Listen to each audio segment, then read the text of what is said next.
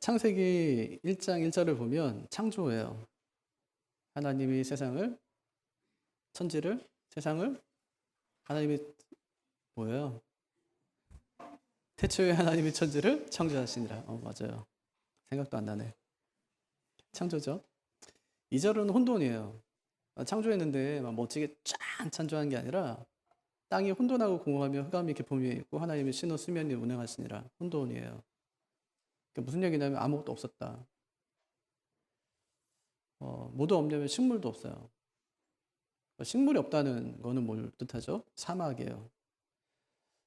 간혹 가다가 뭐 화성 보여줄 때 있잖아요. 뭐 달 보여주고 화성 보여주고 금성 보여주고 사람이 살 수가 없어요. 환경이. 어디는 너무 춥고 어디는 너무 뭐 덥고 이렇게 해서 아무것도 없다. 혼돈했다. 마치 사막 과도가 됐다. 이제 그런 얘기잖아요. 근데 왜 식물이 없었을까? 5절 보니까요. 우리 읽지 않았지만 5절 보면 두 가지 이유 때문이에요. 첫째는 하나님이 땅에 비를 내리지 않았다. 둘째는 경작할 사람이 없었다. 두 가지예요. 비는 누가 내려줘요? 옛날에는 이제 비는 이제 신이 내려준다고 생각해가지고 기우제 드리고 막 이랬어요. 요즘에는 과학이 발달하면서 비가 어떻게 만들어준대요? 구름 원래 이제 물방울, 작은 물방울들이 모여서 만들어진 거잖아요. 예. 그게 응축돼야 돼요. 예. 이게 응축돼가지고 한 물방울이 한 100만 개 이상 모이면 작은 이제 비를 내릴 수 있을 정도의 물방울이 되어서 땅으로 떨어진대요.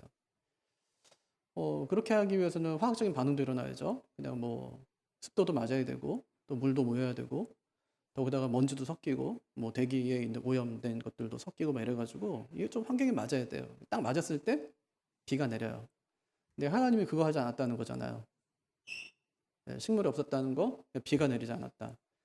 두 번째는 경작할 사람이 없다는데 에덴은 낙원인가요? 낙원은 뭐 하는 곳이죠? 거기는 일하지 않는 곳이죠. 누군가 섬겨주고 먹을 게 그냥 항상 있고 낙원인데 성경 보니까 에덴은 낙원인가 하는 생각이 드는 거예요. 에덴 동산이라고 할 때 그 동산은 낙원이 아니에요. 그건 정원 이런 뜻이거든요. 정원은 어떻게 해야 돼요? 갖고 와야 돼요. 그래서 하나님께서 아담을 에덴에 두신 것은 에덴을 갖고 와라 이거예요. 에덴을 가꾸는 사람, 돌보는 사람으로 아담을 그 안에 이제 하나님이 두신 것이죠. 그래서 실제로 뭐 바울도 데살로니가 후서 3장 10절에 보면 누구든지 일하기 싫어하거든 먹지 말래요. 그러니까 일하는 것과 사람을 만드신 것, 또 하나님께서 관리하고 지키게 하신 것 이런 것들은 전부 연결되어 있는 거예요. 뭐 그냥 살 수 있어요. 근데 하나님께서는 그냥 살게 하지 않으시는 거예요. 하나님이 주신 동산을 잘 가꾸고 또 아름답게 하나님께서 만들고 그 안에 머물며 살 것을 하나님께서 말씀하신 것이죠. 7절에 보니까 하나님이 아담 만들어요. 8절에 보니까 에덴 동산 만들죠. 그러면서 아담을 거기 두는 거예요. 9절에 보니까 에덴에 식물이 있네요. 10절에 보니까 그곳이 얼마나 풍성한 곳인지를 보여줘요. 15절 보니까 거기서 아담이 할 일이 있는데 그것을 경작하고 지키게 하시니라. 지키게 하셨어요. 경작하고 지키게 하셨다. 그래서 그가 일한 대가가 뭐냐? 16절 온갖 먹거리를 다 주셨다. 그러니까 에덴은 놀고 먹는 곳이에요? 아니면 일하고 먹는 곳이에요? 에덴이 지구에 있어요? 아니면 우주에 있어요? 지구에 사는 사람들은 일해야 돼요? 안 해야 돼요? 일해야지. 일해야 먹고 살죠. 일하는 거예요. 그래서 아담이 에덴에서 그냥 놀고 먹었을 거다. 이렇게 생각하면 안 된다고요. 그래서 에덴에서 아담에게 주신 명령이 경작하는 거예요. 이 경작하다는 단어에서 문화라는 단어가 유래됐어요. 문화라는 단어를 사전에 찾아보면 자연 상태에서 벗어나 더 풍요롭고 편리하고 아름다운 모습으로 만들어가고자 하는 일종의 행동 양식 이렇게 돼 있어요. 자연 상태에서 어때요? 더 좋은 곳으로 만들어가는 거예요. 그러니까 이 말은 에덴은 아담이 가꾸는 대로 아름다워졌다는 뜻이에요. 가꾸는 대로 아름다워지는 거예요. 정원이 그렇잖아요. 네. 나는 자연이다. 그거 보세요. 그거 보시면 진짜 아줌마들이 자연인 하시는 분들이 계세요. 거기는 음식이 괜찮아요. 그 남자들 있잖아요. 더러워서 못 먹겠어요. 내가 봐도. 너무 더러워 진짜. 여자들은 아니에요. 너무 깨끗하고 가서 먹고 싶어요. 빈대떡 하나를 붙여도. 예. 아름다운 거죠. 가꿔요, 또 아줌마들이. 정원도 가꾸고 막 가꿔요. 그러니까 자연인데 아무것도 없었는데 가꾸니까 아름다워져요. 근데 핵심이 뭐냐면 아담이 혼자서 그 일을 했다는 거예요. 어땠을까요? 하나님은요, 그가 힘들었다 이렇게 말씀하지 않으세요. 뭐라고 해요? 외로워했다. 그래서 그를 돕는 사람, 즉 그와 함께 일할 사람을 주겠다고 말씀하세요. 그게 오늘 읽은 말씀이에요. 18절. 여호와 하나님이 이르시되 사람이 혼자 사는 것이 좋지 아니하니 내가 그를 위하여 돕는 배필을 지으리라 하시니라. 이 말은 앞으로 주겠다는 얘기예요. 누굴 주겠대요? 돕는 배필. 이 돕는이라는 단어가 에제르라는 단어인데요. 여자를 가리키지만 남성형이에요. 그것도 아주 강한 남성. 그러니까 사용된 용례를 보니까 뛰어난 군사력, 또 때로는 우월한 몸집, 그런 사람을 가리킬 때 사용됐던 단어예요. 그 한 예가 내가 산을 향하여 눈을 흘리라 나의 도움이 어디서 올까? 나의 도움이 천지를 지으신 여호와에게서로다. 이렇게 말씀하죠. 나의 도움이 어디서 올까? 어디서 오냐면 우월한 몸집, 예, 탁월한 전사, 전쟁에 능한 분. 그러니까 에제르가 그런 뜻이에요. 그러니까 아담한테 내가 너한테 돕는 배필 줄게. 이렇게 말씀하세요. 너의 외로움을 달래줄 거야가 아니에요. 너보다 훨씬 더 능력이 뛰어난 탁월한 우월한 그런 사람, 너를 진짜 실제적으로 도와줄 수 있는 그런 사람 내가 너에게 줄게. 그렇게 말씀하는 거예요. 그 도움이 어떤 도움인지 보세요. 그렇게 하나님께서 말씀하셨어요. 일을 열심히 하는 모습 보면서 외로워서 안 되겠다. 내 돕는 배필 주겠다. 그렇게 하나님이 아담에게 여자를 줄 계획을 하시고 아담에게 짐승의 이름을 짓게 하세요. 아담이 짐승의 이름을 지어주거든요. 아마 힘들었을 거예요. 그 짓는 방식이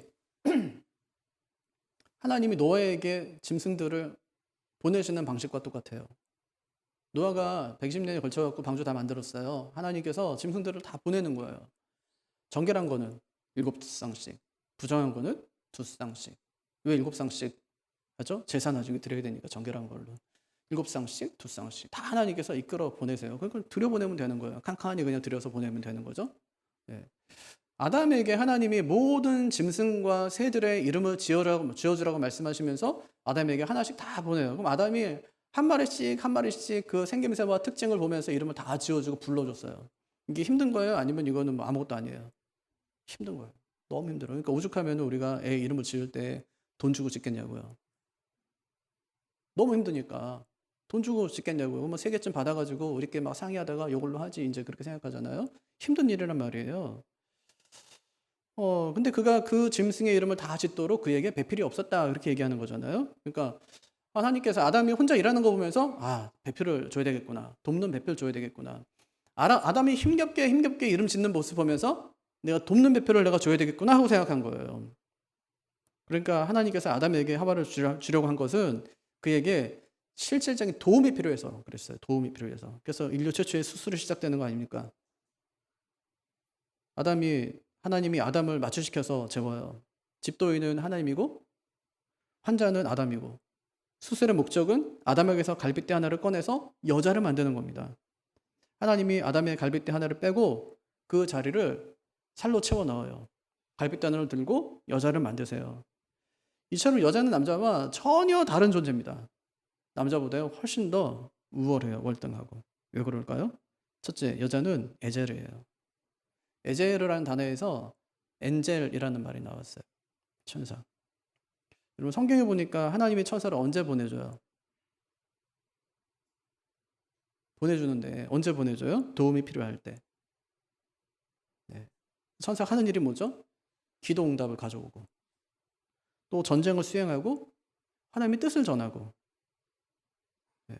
그게 천사예요. 근데 누가 천사래요? 내 아내가 천사래요. 되게 아내들을 보면 훨씬 더 믿음이 좋아요. 네. 기도 응답도 아내들이 훨씬 더 잘 받아요. 그러니까 하나님이 부족한 남편을 도우라고 보낸 사람이 아내예요. 아내. 네. 이게 첫 번째. 탁월하다고요. 두 번째는 여자는 재료가 달라요. 남자는 흙으로 만들어요. 여자는 갈빗대로 만들어요. 만약에 여자를 하나님이 흙으로 똑같이 만들었다면 어떤 남자 중에 좀 모자란 남자 중에 야, 뭐 하나님께서 뭐 널 먼저 만들었냐? 뭐 날 먼저 만들었지. 내가 먼저 태어났으니까 너는 뭐 내가 형이고 너는 뭐 동생이고 너는 내 심부름이나 하면 살아야 뭐 이렇게 아마 하는 사람들이 있었을 겁니다. 하지만 여자는 흙에서 시작되는 것이 아니라 남자의 몸에서 시작돼요. 두 가지 의미 정도 있는 것 같은데, 첫째는 둘은 같다는 뜻이에요. 두 번째는 그만큼 존귀하다는 뜻이에요. 이렇게 남자 여자는 다릅니다. 재료가 다르고요. 만든 방식이 달라요. 그러니까 서로 다름을 인정하는 것은 마땅한 것이죠. 하나님께서 여자를 아담에게 데려옵니다. 아담이 뭐라고 할까요? 23절. 이는 내 뼈 중에 뼈요 살 중에 살이라. 이것을 남자에게서 취하였은즉 여자라 부르리라 아니라. 별로 뭐 감동이 없죠. 그죠? 근데 세 번역을 읽으면 좀 달라요. 이제야 나타났구나 이 사람. 뼈도 나의 뼈, 살도 나의 살, 남자에게서 나왔으니 여자라고 부를 것이다. 엄청 반가워요. 질문할게요. 아담이 왜 이렇게 좋아했을까? 1번. 외로움을 달랠 수 있을 것 같아서. 2번. 함께 일할 일꾼이 생겨서. 그것도 힘세고 튼튼한. 잘 생각하고 대답해 보세요. 그러니까 지금까지 한 말을 정리해 보면 하나님이 에덴 동산 만드셨어요. 8절. 여호와 하나님이 동방의 에덴의 동산을 창설하시고 그 지으신 사람을 거기에 두시니라. 동산은 나지막한 산 아니라고 그랬잖아요. 뭐라고 그랬어요? 정원이에요. 창설했다는 말은 심었다는 뜻이에요. 그 정원에 뭐 심은 거예요, 지금? 나무. 하나님이 정원 만들어 놓고 나무 심었어요. 그럼 누가 필요한 거예요, 이제는? 정원 돌볼 사람이 필요한 거잖아요. 그래서 15절. 여호와 하나님이 그 사람을 이끌어 에덴 동산에 두어 그것을 경작하며 지키게 하시고. 이게 아담의 일이었어요. 에덴에서 경작하고 지키는 거. 근데 하나님이 어땠다는 거예요? 아담이 혼자 일하는 게 좋지 않아 보였어요. 그래서 18절. 여호와 하나님이 이르시되 사람이 혼자 사는 것이 좋지 아니하니 내가 그를 위하여 돕는 배필을 지으려 하시니라. 다시요. 질문할게요. 그럼 하나님께서 여자를 만드신 이유가 뭘까요? 아담은 여자를 보는 순간 왜 이렇게 기뻐한 것일까요? 아, 이제는 외로움을 달랠 수 있겠구나. 이게 1번. 2번. 동역자가 생긴 거예요. 뭘까요? 동역자가 생긴 거예요. 그때부터 그 두 사람은 모든 걸 함께 해요. 심지어는 죄 짓는 것도 함께 해요. 함께 일하고요. 함께 애도 낳아요. 그리고 그들의 이야기는 아담이 아내의 이름을 짓는 것으로 끝이 납니다. 3장 20절. 아담이 그의 아내의 이름을 하와라 불렀으니 그는 모든 산자의 어머니가 됨이더라. 이렇게 해요. 어떻게 불렀대요? 하와라 불렀으니. 불렀다는 말은 선포했다는 뜻이에요. 네, 하와야 이러면서 선포했다는 거예요. 신기하죠? 아니 하와 때문에 죄가 이 땅에 들어왔는데 그럼 산자의 어머니가 아니라 죽은 자의 어머니라고 부르는 게 맞지 않습니까? 이제 죄 짓고 쫓겨났으니까 이제 거기서 이제 하와를 여자라고 부르진 않고 이름을 이제 주니까 이름을 지어주는데 생명아 이렇게 하는 거예요. 하와야 생명이라는 뜻이거든요. 왜 그럴까요? 앞에 있는 15절의 약속 때문이에요. 거기서 하나님께서 약속하시는데 여자의 후손을 통해서 사탄의 세력을 멸하고 구원을 이루겠다 이렇게 약속하신 거예요. 아담이 그 약속을 탁 붙든 거예요. 그럼 아담이 믿음이 있을까 없을까요? 비록 범죄하고 죄는 지었지만 믿음이 있어요 없어요? 하나님이 이것을 먹는 날엔 너희가 정령 죽으리라 말씀하셨어요. 반드시 죽는데요. 먹었어요. 그 먹은 것 불순종의 대가로 에덴에서 쫓겨나요. 몇 살을 더 살아요? 930년을 더 살아요. 930년을 더 살았다는 건 뭐냐면 그가 라멕과 같이 동시대를 한 56년쯤 같이 살아가거든요. 라멕은 누구죠? 아담의 9대손인데 이 사람은 노아의 아버지예요. 아담이 930년 딱 살고 죽어요. 우리 약 100년 뒤에 한 126년 뒤에 노아가 태어나요. 그때까지 뭐 했을까요 아담이? 사람들에게 계속 이야기했을 거예요. 죄가 이 땅에 어떻게 들어오게 됐는지. 우리가 범죄했다고. 하나님께 예배하며 살아가야 된다고. 하나님만 경배해야 된다고. 하나님 말씀에서 불순종한 결과가 이렇게 끔찍하니까 하나님 말씀에 순종하며 살아가야 된다고. 왜 내 아내의 이름이 왜 생명이지 않냐고. 하나님께서 우리를 버린다고 말씀하시고 버렸지만 하나님은 버린 채로 우리를 두신 것이 아니라고. 하나님은 여인의 후손을 통해서 인류를 다시 구원하시고 다시 하나님 나라를 시작할 그런 계획을 하나님께서 가지고 계신다고. 이 아내의 이름, 이 너희의 조상의 이름 한번 보라고. 이 산자라고, 생명이라고 복음을 전했을 거예요. 그 기간을 살면서 복음을 전하는 거예요. 그래서 아담이 그 약속 붙들고 마지막으로 이름을 짓는데 그 이름을 하와라, 생명이라 이름을 짓습니다.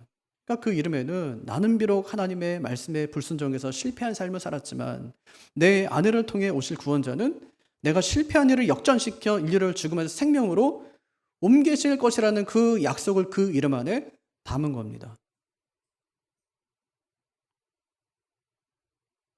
그래서 바울은 그것을 떠올리면서 한 사람이 순종하지 아니함으로 많은 사람이 죄인 된 것 같이 한 사람이 순종하심으로 많은 사람이 의인이 되리라. 로마서 5장에서 그렇게 말씀해요. 그러니까 아담을 통해서는 죽음이 오고 하와를 통해서는 생명이 와요. 그런 면에서 하와는 어때요? 아담의 돕는 배필이 맞아요.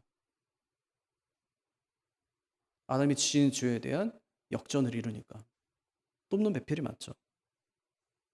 하나님은 아담의 불순종을 통해 들어온 영원한 죽음을 하와의 후손을 통해 생명으로 바꾸어 놓습니다. 그걸 생각하면 23절을 읽으면 어떤 감동이 와요? 이제야 나타났구나 이 사람. 뼈도 나의 뼈, 살도 나의 살, 남자에게서 나왔으니 여자라고 부를 것이다. 한마디로 감동이에요. 이거는.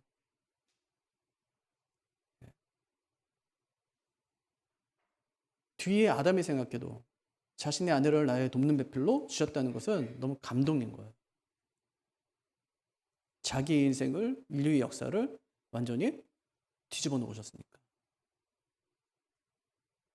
그럼 가족은 우리에게 어떤 존재일까요? 가족. 제가 3달 동안 이제 가정들마다 신방하면서 느낀 거는 다 똑같아, 가정이. 어느 가정도 뭐 다른 가정이 없어요. 가정에 있는 문제들이 똑같이 다 있어요. 저희 가정에 있는 문제가 여러분 가정에 다 있고 여러분의 가정에 있는 문제가 저희 가정에 다 있어요.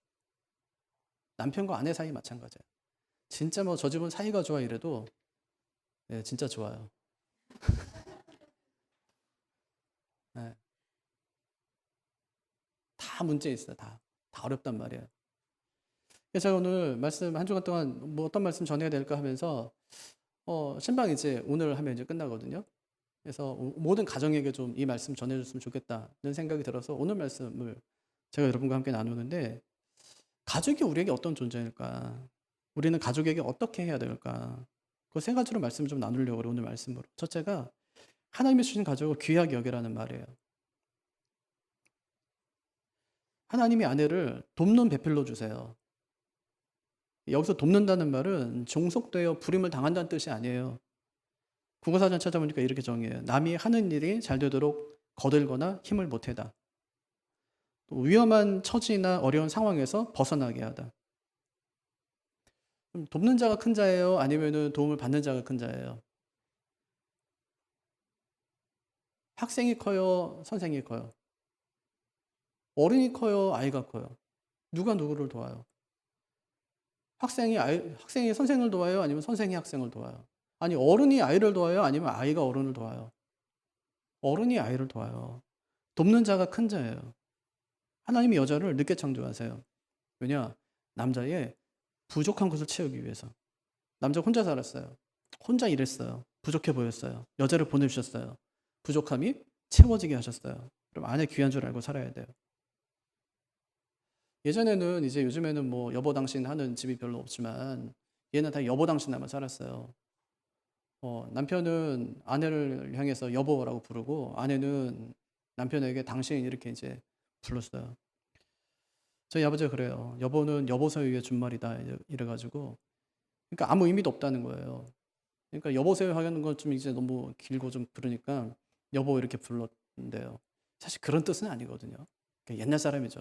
예, 그냥 뭐 어색하니까 그냥 여보 이렇게 부른 건데 그게 아니라 여보는 같은 여자의 보배 보자예요. 보배와 같이 귀하고 소중한 사람. 당신은요? 당신이 말이야 이럴 때 쓰는 게 아니에요 이게. 예, 마땅할 당자에 몸신자예요. 내 몸같이 소중한 사람. 그거 좋은 거예요 안 좋은 거예요? 여보 당신은 좋은 거예요. 신혼부부들 오늘 보니까 왔는데 여보 당신 하면 사세요. 아니 보라 이제 결혼하는데 가자마자 여보 한번 해봐. 하자마자 막 당신하고, 좋은 거니까. 저는 결혼하자마자 여보 했어요. 좀 지나면 못할 것 같아가지고 그냥 미친 척하고 여보. 굉장히 낯설어하고 어려워하더라고 마음. 지금은 익숙해졌어요.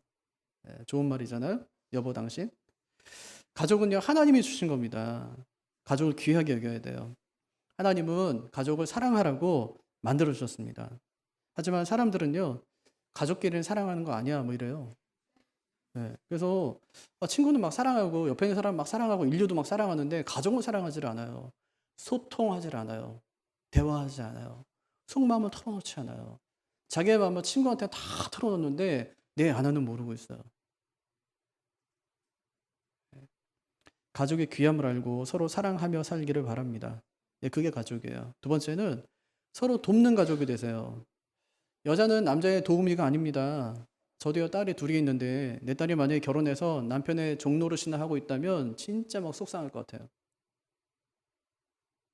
뒷바라지 한다고 맨날 종노릇 하는 거예요. 이거 뭐 물도 하라는 막 물도 오고 막 그렇게 신경질 낼 것 같아요. 다시 돌아와라 이럴 것 같아요. 여자일은요 밥하고 빨래하는 게 아니에요.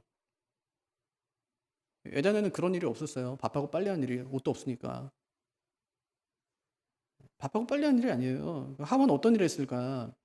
아담이 하던 일 중에 부족한 부분을 채워주는 일을 한 겁니다. 아담과 함께 에덴을 돌보면서 하나님이 맡긴 일을 함께 한 거예요. 우리나라에 선교사님들이 와서 놀란 게 몇 가지가 있답니다. 그 중에 하나가 술 문화예요. 한번 먹으면 그냥 끝장을 보니까. 두 번째는 여자를 학대하는 거예요. 그러니까 어느 정도 이제 학대하냐면 노름판에서 돈이 없잖아요. 자기 아내 걸고 해요. 자기 부인 걸고 막 노름하는 거예요. 암탉이 울며 집안이 망한다. 똑똑한 여자는 팔자가 세다. 여자는 명태는 사흘에 한 번씩 뭐 패야 된다. 여편네 소리가 집 밖으로 나가면 그 집안은 3대가 망한다. 이런 얘기들이 얼마나 많은지 몰라요. 여자들을 목석한 거죠. 선교사들이 조선의 여자들을 보니까 표정이 없더래요. 여자는 감정을 표현하면 죄가 되는 세상이었어요. 여자는 절대 세 가지를 하면 안 됐어요. 웃으면 안 되고요. 말을 많이 해서도 안 되고요. 화를 내서도 안 돼요. 선교사들이 여자들을 가르쳐야 되겠다. 가르쳐야 되겠다고 생각했어요. 학교를 세워서 이화학당 뭐 이런 학교들을 세우고 YWC 단체들을 세웠어요. 여성들을 교육했죠. 거기서 유관순 열사 같은 사람들이 나오고 여성 교육자가 생겨나기 시작한 겁니다. 에덴에 보니까 남자 일이 있고 여자 일이 있는 것이 아니에요. 하나의 일을 함께 한 겁니다. 근데 돕는 배표를 잘못 이해하면 남자의 일을 여자가 돕는 것처럼 생각할 수 있어요. 하지만 그들이 하던 일은 에덴의 일이었고 그 일은 둘이 함께 해야 되는 일이었습니다. 왜 싸워요? 돈을 왜 이것밖에 못 벌어와? 이것 때문에 별로 안 싸워요. 생각보다. 왜 싸우냐면 가정일 때문이에요. 여자들은 되게 도와달라고 그러고 남자는 되게 그건 내 일이 아니라고 생각해요. 하지만 가정일은요 누구 일도 아니에요. 아내 일도 아니에요. 남편의 일도 아니에요. 그건 가족의 일이에요. 모두의 일이에요. 그럼 함께 하는 게 맞아요. 근데 다만 이제 남자가 밖에 나가서 일한다면 일의 양은 달라질 수 있겠지만 기본적으로 가정의 일은 함께 하는 것이 맞아요. 그러니까 이걸로 다투지 말자고요. 아니 말이야 내가 바깥 일도 하고 집안일도 하라는 얘기야? 남자들이 억울해서 그런 얘기 하거든요. 근데 싸우면 누가 이긴다고요? 아내가. 왜요? 천사니까. 천사한테는 이길 수가 없어요. 성경에 보세요. 천사 하나가 와가지고 막 18만 5천 명 싹 다 죽이고 막 이래요. 천사는 총을 쏴도 안 죽어요. 때려도 뭐 천사는 뭐 넘어지질 않아요. 근데 하나님께서 아내는 천사다 이래요. 싸우면 누가 이긴대요? 전 남자가 이기는 줄 못 봤어요. 그 남자가 이기려고 하면 그 여자는 반드시 깨집니다. 그 남자는 지는 거예요. 선천적으로 지게 돼 있어요. 저도 져요. 싸움도 안 돼요, 저는 사실. 무서워요. 네. 뭐라고 하면 뭐 어떻게 해요? 꼼짝 못 하는 걸. 저라도 나하고 안 살면 어떡하지? 이런 생각 드니까 겁이 나요. 잘해야 돼, 눈치 보면서. 네. 바보 같은 사람 되자 이런 말이 아니에요. 적어도 가정의 일은 누구의 일이 아니라 모두의 일이고 가족의 일이에요. 함께 해야 된단 말이에요. 가족이 서로 도와야 돼요. 도와야 돼요. 그래서 남편이 아내를 돕고 부모가 자식을 돕고 자식이 부모를 도와야 돼요. 이게 바른 가족의 모습이죠. 가끔 아내가 집에서 일하는 모습 보면 저는 밖에 나가서 일하는 게 참 다행이다 싶을 때가 많아요. 일이 얼마나 많은지 몰라요. 아무리 일을 해도 티가 나질 않아요. 서로 돕고 살자고요. 아내들을 많이 격려하고 쉬는 날엔 남편들이 설거지도 좀 하고 청소도 좀 하고 도와준다고 생각하지 마세요. 도와주는 게 아니에요. 내가 좀 도와줄까? 아니 도와주니까 자기가 원래 할 일이에요 그게. 에덴의 일은 아담의 일이었어요. 에덴이 뭐 가정의 무용이라면서요. 가정의 일은 원래 가장의 일이에요. 근데 가장이 다 못하니까 하나님께서 천사를 보내준 거예요. 도와주라고. 그러니까 우리가 할 일을 지금 아내들이 도와줘요. 근데 아내들이 역전이 돼가지고 어떻게 되냐면 좀 도와달래요. 남편들은 어떻게 해요? 화를 내는 게 아니라 고마워해야죠. 원래 내가 해야 되는 일인데 나한테 도와달라고 그러네. 진짜 이 사람은 성품이 참 좋구나. 그렇다고 뭐 제가 잘하는 건 아닙니다. 예, 잘하고 있다는 건 아니에요. 함께 해야 된다고요. 서로 도와야 된다고요. 그래야 가정이 서요. 두 번째. 세 번째는 가족을 내 몸처럼 사랑하는 거예요. 하나님이요, 아담에게 하와를 주기까지 막 뜸을 들여요. 아담이 혼자 동산을 가꾸는 걸 보면서 돕는 배필을 주겠다 말씀하시고요. 아담이 혼자 짐승의 모든 이름을 짓는 것을 보면서 돕는 배필을 주겠다 이렇게 말씀하세요. 그런데 말만 하고 자꾸 뒤로 밀어요. 왜 그럴까? 왜 이렇게 뜸을 들일까? 귀한 줄 알라고. 귀한 줄 알라고. 저 10년 연애하고 결혼했는데 뭐 돈도 없고 뭐 공부도 해야 되고 장모님이 또 반대도 하고. 근데 장모님 반대할 때 그런 생각 들었었어요. 그래도 다행이네. 반대하셔서. 이상한 생각이죠. 어차피 뭐 지금 반대 안 하셨어도 결혼하기도 힘든데 열심히 공부도 하고 준비도 해야지. 뭐 이런 생각을 했었어요, 그냥. 네. 그리고 그때 제가 생각 많이 했거든요. 이렇게 어렵게 결혼하는 만큼 정말 잘해줘야지. 잘해줬을까요? 지금까지 제가 이혼 안 당하고 사는 게 진짜 기적이에요. 저뿐만이 아니에요. 저 신방 다녀보니까 기가 막힌 가정들이 많더라고요, 진짜. 네? 진짜 뭐 남편이 결혼 전에 뭐 이것도 해주고 저것도 해주고 다 했다고 해요. 근데 그 집도 보니까 이혼 안 당하고 사는 게 참 기적이에요. 아내는요, 내 몸에서 나온 사람이에요. 내 몸에서. 하나님이 내 갈빗대를 빼서 만든 사람이 아내예요. 어떤 사람이 그래요. 그걸 믿냐? 아니 남자에게서 갈빗대 하나를 뺐다면 남자가 갈빗대 하나가 부족해야지 왜 똑같냐 이제 그런 거예요. 여러분도 의문이죠, 그죠? 저도 그래서 예전에 막 세 본 적 있어요. 여기 막 세고 막 세고 막. 근데 이상하게 다 똑같이 이만큼 똑같이 차 있는 거예요. 그래서 이게 성경이 틀린 건가 이제 그랬었어요. 그런데요, 어떤 사람이 만약에 팔이 하나 없이 태어나면 그 아들도 팔이 하나 없이 태어나든가요? 아니요, 그런 사람은 없어요. 19세기 프랑스의 라마르크라는 사람이요. 이렇게 얘기했어요. 기린은 원래 목이 길지 않은데 자꾸 높은 곳에 있는 뭐 나뭇잎을 먹으려고 하다 보니까 자꾸만 목을 빼서 목이 길어졌대요. 그 뒤로부터 기린이 목이 길게 태어난다는 거예요. 이런 이론을 용불용설이라고 하는데 뭐 맞아요. 근데 자꾸 쓰는 거는 이게 발달해요. 쓰지 않으면 나중에 퇴화되다가 좀 없어져요. 테니스 치는 사람들은 이쪽 팔뚝이 이게 굵기가 달라요. 자꾸 쓰니까 이쪽이 막 2배 이렇게 되거든요. 그러면 그 사람의 자식은 팔뚝이 2배 돼갖고 태어날까요? 아니요, 그렇진 않아요. 많이 쓰면 발달하는 건 맞아요. 그렇지만 그것이 유전적으로 옳진 않아요. 그렇게 태어나진 않는다고요. 그래서 그렇게 얻은 획득 형제로 유전되지 않는다는 거예요. 그러면 아담이 갈빗대 하나를 빼줬다고 그 애도 갈빗대 하나 없이 태어날까요? 그렇지 않아요. 아담이 갈빗대 잃은 것은 그에게만 해당되고 그의 자손에게는 아무 영향도 주질 않아요. 그러니까 있나 없나 세보지 마세요. 다 있습니다. 그러니까 중요한 거는 하나님이 왜 여자를 갈빗대로 만드셨냐 하는 겁니다. 남자처럼 흙으로 만들면 더 쉬운 일이에요. 그런데 왜 번거롭게? 다른 동물들은 수컷에게서 암컷을 만들지 않고 왜 사람만 남자에게서 여자를 만들었을까요? 칼빈이 그 이유를 이렇게 설명했어요. 만약 남자와 여자가 서로 다른 원천으로부터 나왔다면 그 둘은 서로 모욕했거나 시기했거나 투쟁했을 것이다.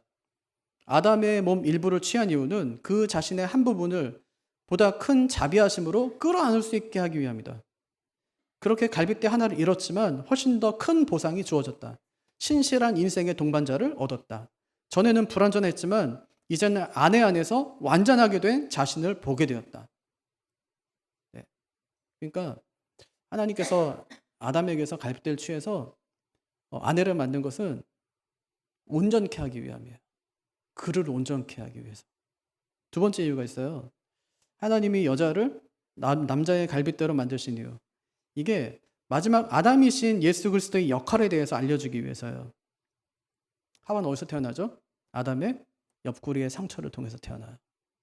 그리스도인은 어디서 태어나죠? 예수님이 십자가에 달려서 돌아가실 때 옆구리에 난 상처를 통해서 그리스도인이 태어나요. 옆구리에 상처를 입어 아담과 하와가 한 몸이 되었고 우리와 주님이 한 몸이 된 겁니다.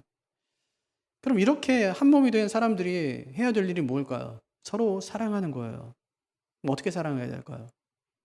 공지영 씨가 쓴 봉순 언니라는 소설을 보면 이런 얘기가 나와요. 어느 마을에 말을 너무 사랑하는 할아버지와 손자가 있었어요. 어느 날 할아버지가 출타하면서 자기 손자한테 말을 맡긴 거예요. 할아버지 갔다 올 동안은 말 잘 돌봐줘. 너무 신났어요. 나 혼자 말을 이제 돌볼 수 있다는 것 때문에 너무 신이 나 있었어요. 그런데 말이 병이 나는 거예요. 밤새 병이 난 말에게 소년이 해줄 수 있는 거는 시원한 물을 마시게 하는 것밖에 없었어요. 근데 병이 점점 깊어지더니 할아버지가 도착할 쯤 돼가지고는 다리를 절게 됐어요. 놀란 할아버지가 소년에게 너는 말이 아플 때 찬물을 먹이는 것이 얼마나 치명적인지 몰랐니? 하고 물어요. 소년이 몰랐대요.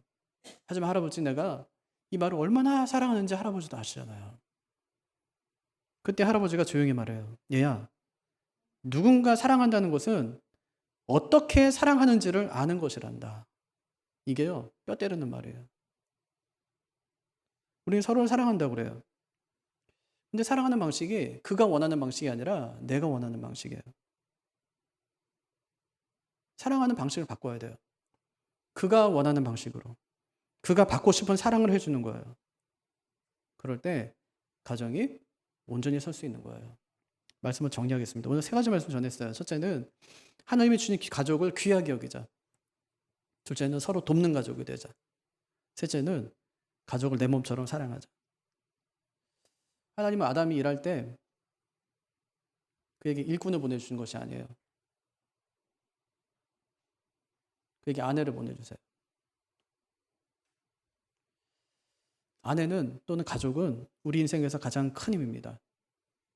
일하느라고 아내를, 남편을, 가족을 놓치면 진짜 어리석은 일이에요. 친구는 사랑하면서 가족에게는 소홀한 것도 진짜 어리석은 일이에요. 안에서 잘하세요.